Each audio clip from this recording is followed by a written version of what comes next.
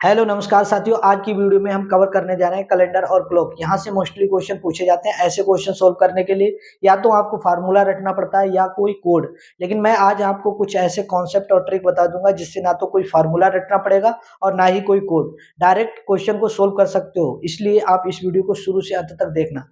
चलिए स्टार्ट करते हैं वीडियो। और वीडियो का आज का हमारा जो पहला प्रश्न है, कह रहा है कि यदि आज मंगलवार है, ये बता रहा है कि आज मंगलवार है तो 100 दिन बाद कौन सा दिन होगा। तो यहाँ पर आपसे पूछा गया है कि 100 दिन बाद कौन सा दिन होगा। ऐसे क्वेश्चन सोल्व करने के लिए जो हमें दिन दिए गए हैं उन्हीं की सहायता से हम विषम दिन निकालेंगे। 100 दिन दिए गए हैं, 100 को आप 7 से भाग कर दो। 7 से भाग करोगे तो यहाँ पर 1 जाएगा, 7 यहाँ माइनस करोगे तो मेरे दोस्त 3 बचेगा, फिर 0 उतारोगे, 7 चौक 28 हो जाएगा। यानी अब आपका जो माइनस करोगे तो शेष कितना बचेगा, 2। जो शेष बचे हैं इसी की हमें जरूरत है, यही विषम दिन है। अब ये 2 जो बचे हैं मेरे दोस्त, इसमें क्या करने होंगे, जोड़ने होंगे। जोड़ने इसलिए होंगे क्योंकि एक कह रहा है कि 100 दिन बाद की बात कर रहा है, 100 दिन बाद। यानी हम कह सकते हैं इस मंगलवार में अगर शेष दिन जोड़ दिए जाए तो हमें सही दिन पता चल जाएगा। देखो 2 दिन बाद क्या होगा, देखो 2 दिन इसमें और ऐड करोगे, देखो मंगलवार के बाद बुधवार आएगा, फिर गुरुवार आएगा। यानी आपका आंसर क्या आ जाएगा, गुरुवार राइट आंसर हो जाएगा। आई होप, मैं उम्मीद करता हूं कि आज की वीडियो में जो हमने पहला क्वेश्चन आपको सिखाया है वो आप सही तरीके से समझ गए हैं तो अगला क्वेश्चन करने की कोशिश कीजिए। अगला क्वेश्चन बहुत बेहतरीन क्वेश्चन है। कहा गया है कि 17 जनवरी 2025 को कौन सा दिन होगा। बहुत बेहतरीन क्वेश्चन है। यहाँ कैलेंडर से ऐसे क्वेश्चन बहुत पूछे जाते हैं, तो ऐसे क्वेश्चन सोल्व करने के लिए क्या करो, जो सन दी गई है उसमें से आप 1 माइनस कर दो। जैसे 25 दिया, 25 में से 1 कम करोगे तो मेरे दोस्त 24 बचेगा। 24 साल में आप देखो कितने लीप ईयर हैं।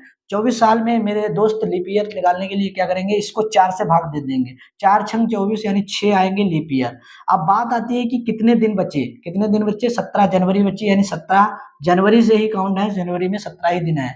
अब या तो इन सबको जोड़ लो, फिर उसके बाद 7 से भाग करो, लेकिन मैं कहूंगा कि आप डायरेक्ट ही 7 से भाग कर दो, फिर आपको विषम दिन प्राप्त हो जाएंगे। यहाँ 7 से भाग करोगे, 7 चौक 28, 7 तिया 21 यानी 3 शेष बचेगा। यहाँ पर 7 से भाग करोगे, 7 दूनी 14, 3 शेष बचेगा। इन सबको जोड़ोगे मेरे दोस्त, 3 6 और 3 जोड़ोगे तो कितने हो जाएंगे, 12 हो जाएंगे। फिर 12 को आपको 7 से भाग करना होगा। कितने से, 7 से भाग करोगे तो यहाँ पर आपका 5 शेष बचेगा। यही 5 आपको ध्यान रखना है कि इनको आप किसी दिन में जोड़ोगे या घटाओगे। देखो क्या करेंगे, अगर आप किसी भी सेंचुरी अगर 2000 से स्टार्ट हो रही है, 2000 से स्टार्ट हो रही है तो आपको दिन कौन सा लेना है, रविवार लेना है। क्या लेना है, रविवार लेना है। अगर वो 1900 शताब्दी की बात कर रहा हो, 1900 के बीच में आ रही हो वो दिन, सन आ रही हो, तो आपको क्या करना है, सोमवार लेना है। क्या लेना है, सोमवार लेना है। अगर बात करी जाए 1800 के बीच में आ रही हो वो सन, तो आपको क्या रखना है, बुधवार रखना है, बुधवार रखना है। अगर 1700 के बीच में अगर वो सन आ रही है तो आपको क्या रखना है, शुक्रवार रखना है। बस यही आपको ध्यान रखना है और बाकी कुछ भी याद नहीं रखना है। किसी प्रकार का कोई भी कोड रटना नहीं है। यहाँ देखो ये 2000 के बीच में ही तो 2025 आ रहा है, 2000 के बाद ही 2025 शुरू होगा, तो यहाँ पर दिन कौन सा लोगे, रविवार लोगे। तो मेरे दोस्त रविवार में क्या करोगे, रविवार में ही 5 दिन ऐड कर दोगे। रविवार में ही 5 दिन ऐड कर लोगे।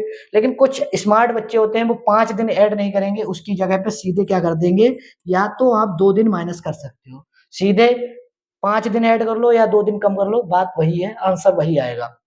अब देखो आप यहाँ 2 दिन कम करोगे, देखो रविवार से पहले शनिवार, फिर उससे पहले शुक्रवार। यहाँ पर जो आपका आंसर आएगा वो क्या आएगा, शुक्रवार आएगा। आई होप, मैं उम्मीद करता हूँ कि ये भी आपने प्रश्न सीखा, इस प्रश्न में कोई दिक्कत नहीं आई होगी। दिक्कत यहाँ पर है, थोड़ी ये चीज समझनी है कि हमें क्या करना होगा। जब भी ऐसा क्वेश्चन दिया गया है, आपसे दिन पूछा जाए, एग्जैक्ट दिन पूछा जाए, तो आप क्या करो, जो भी वर्ष दी गई है उसमें वर्ष के लास्ट के 2 डिजिट उठाओ और उसमें से 1 कम कर लो। देखो 25 चल रहा है, 1 कम करोगे 24 हमने ले लिया। 24 साल में देखो कितने लीप ईयर है, लीप ईयर ले लिए। फिर उसके बाद अगर ये जनवरी से शुरू हो रहा है, फरवरी होता, मार्च होता, सब विषम दिन लिख लेते हैं।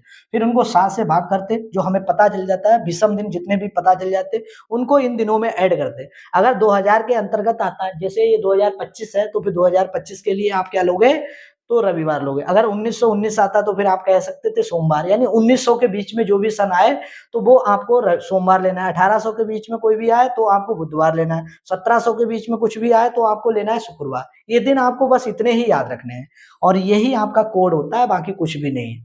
बाकी आप चाहे फार्मूला रटते रहो, कोड रटते रहो, कुछ भी नहीं हो सकता है। लेकिन मैं आज जो आपको कॉन्सेप्ट बता दिया, ये आपके लिए हर जगह लागू होगा। देखो अगला क्वेश्चन है, कह रहा है कि 10 जनवरी 2010 को शनिवार था, तो आपको बताना है कि 10 जनवरी 2029 को कौन सा दिन होगा। इस क्वेश्चन को अगर ध्यान से देखो तो यहाँ पर देखो 10 जनवरी इधर भी है, 10 जनवरी इधर है, यानी हम कह सकते हैं सन और ये सॉरी महीना और डेट दोनों सेम है, लेकिन यहाँ पर जो ईयर है वो अलग अलग है। ये 2010 से 2029 की बात कर रहा है, तो यहाँ पर आपके कितने सालों का अंतर है, 19 साल का अंतर है। अब आपको देखना है कि 19 साल में कितने लीप ईयर है। 2010 से शुरू हो रहा है, 2010 के बाद 2012 में लीप ईयर आएगा, 2012 में लीप ईयर आएगा, फिर 16 में लीप ईयर आएगा, फिर 20 में लीप ईयर होगा, फिर 24 में होगा मेरे दोस्त, फिर 28 में होगा। यानी हम कह सकते हैं कितने लीप ईयर हुए, 2 3 4 5, यानी यहाँ पर कितने लीप ईयर होंगे, 5 लीप ईयर होंगे। इन सबको जोड़ो, देखो 19 में 5 जोड़ोगे मेरे दोस्त 24 आएगा, 24 को आपको 7 से करना है भाग, 7 से भाग करोगे तो 7 से भाग करोगे 7 या 21, 3 शेष बचेगा, जो शेष बचा है यही आपको दिन को ऐड करना है। यहाँ पर जोड़ना है या माइनस करना है, जोड़ना है। इस देखो आप देखो कि ये 2010 से बाद में जा रहे हैं, 2029 के भी आगे बढ़ रहे हैं, आगे जब बढ़ रहे हैं तो यहाँ पर आपको जोड़ना पड़ेगा। अब ये आज कह रहा है कि ये शनिवार बता रहा है कि 10 जनवरी 2010 को शनिवार था। शनिवार में अगर आप 3 जोड़ दोगे तो आपका पता चल जाएगा 10 जनवरी 2029 को क्या होगा। तो वो शनिवार के बाद क्या आएगा मेरे दोस्त, तो आप कहोगे सर शनिवार के बाद रविवार आएगा, रविवार के बाद सोमवार आएगा, सोमवार के बाद मेरे दोस्त क्या आएगा, मंगलवार आएगा। यानी आपका राइट आंसर क्या आ जाएगा, मंगलवार हो जाएगा। आई होप, मैं उम्मीद करता हूँ कि ये चीज भी आपने सीख ली। हमने तीनों चीजें, तीनों टाइप के क्वेश्चन कराए हैं जैसे मोस्टली पूछे जाते हैं। अगला क्वेश्चन लेते हैं क्लॉक का। क्लॉक का क्वेश्चन आपको देखना है और करके दिखाना है। यहाँ तक आपने वीडियो देखी है, वीडियो पसंद आई तो लाइक कर देना, चैनल पर पहली बार जुड़े हो तो चैनल को सब्सक्राइब कर लेना।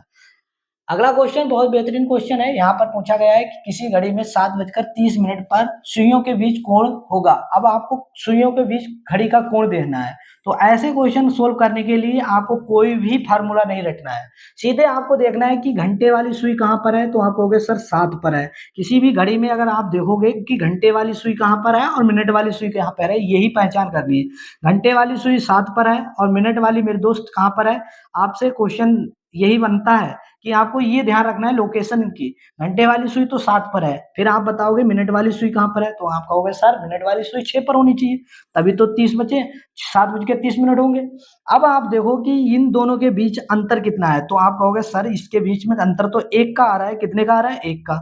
अब देखना है कि 1 घंटे में कितने अंश का कोण बनाती है, तो घंटे वाली सुई एक घंटे में 30 अंश का कोण बनाती है, यानी एक गैप की जगह पे 30 रख दो। फिर यहाँ पर आपको क्या करना है, जो भी मिनट दिए गए हैं उसका आधा कर लो, जैसे 30 है, 30 का आधा मेरे दोस्त 15 कर लो। अब आपको ये देखना है जोड़ना है या घटाना है। देखो अगर घंटे वाली सुई मिनट वाली से सुई से आगे है तो आपको यहाँ जोड़ना पड़ेगा, अगर पीछे होती तो आपको यहाँ घटाना पड़ता। अब इसको आप मल्टीप्लाई करो, फिर ऐड कर दो, आपका आंसर आ जाएगा 45। यहाँ पर आपका सही आंसर क्या हो जाएगा, 45 अंश हो जाएगा। 7:30 पर घड़ी कितने अंश का कोण बनाएगी, 45 मिनट का कोण बनाएगी। ऐसा तरीका बहुत अच्छा है, नहीं तो आप फार्मूला रटोगे। फार्मूले में क्या होगा, ऐसे 30 लिखोगे, हॉवर्स लिखोगे, -1/2 करोगे, मिनट्स लिखोगे, फिर ये फार्मूला यूज करो, फिर क्वेश्चन बनेगा। यहाँ पर या तो प्लस करना होगा या माइनस करना होगा, लेकिन आज जो मैंने आपको कॉन्सेप्ट और ट्रिक बताई है ऐसा ही इस्तेमाल करना है, ये हर जगह लगेगा। यूनिक फार्मूला है, ये यूनिक तरीका है। अगला क्वेश्चन है कि किसी घड़ी की मिनट और घंटे वाली सुइयों के बीच कोण 3:40 पर बजे क्या होगा। ये कोण पूछा गया है, इस समय क्या होगा, तो समय दिया गया है 3:40 मेरे दोस्त। अब आपको देखना है कि घंटे वाली सुई कहाँ पर होगी, तो आप कहोगे सर 3 पर होगी। मिनट वाली सुई कहाँ पर होगी, तो कहोगे 5×8 = 8 पर होगी। अब आपको पता है कि घंटे वाली सुई 3 पर है, मिनट वाली सुई 8 पर है, तो आप देखो इन दोनों के बीच गैप कितना होगा, यानी अंतर कर लो। अंतर क्या है, 8 में से 5 गए, कितने, 8 में से 3 गए मेरे दोस्त, 5 बचेंगे। 5 की गुणा 30 से करनी होगी, 30 अंश से करोगे, और फिर यहाँ पर आपको प्लस करना है या माइनस, ये बाद में देखेंगे। अब आपको देखना है जी मिनट जो दिए गए हैं उसका आधा कर लो, जैसे 40 है, 40 का आधा कितना होगा, 20 होगा। अब देखो घंटे वाली सुई पीछे है, मिनट वाली सुई आगे है, तो आपको करना होगा माइनस। यहाँ माइनस कर लो, गुणा करके फिर इन्हें घटा दो। 5 या 15, 150, 150 में से 20 घटाओगे 130 आएगा।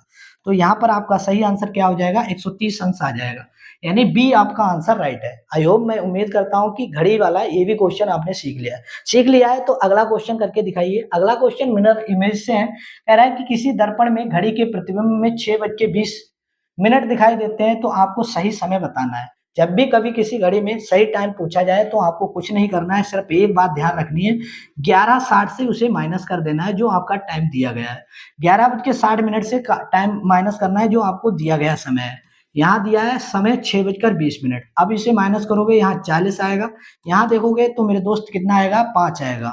तो 5:40 वो घड़ी सही टाइम दिखाएगी। तो यहाँ पर आपका सही आंसर क्या हो जाएगा, ए ऑप्शन राइट हो जाएगा।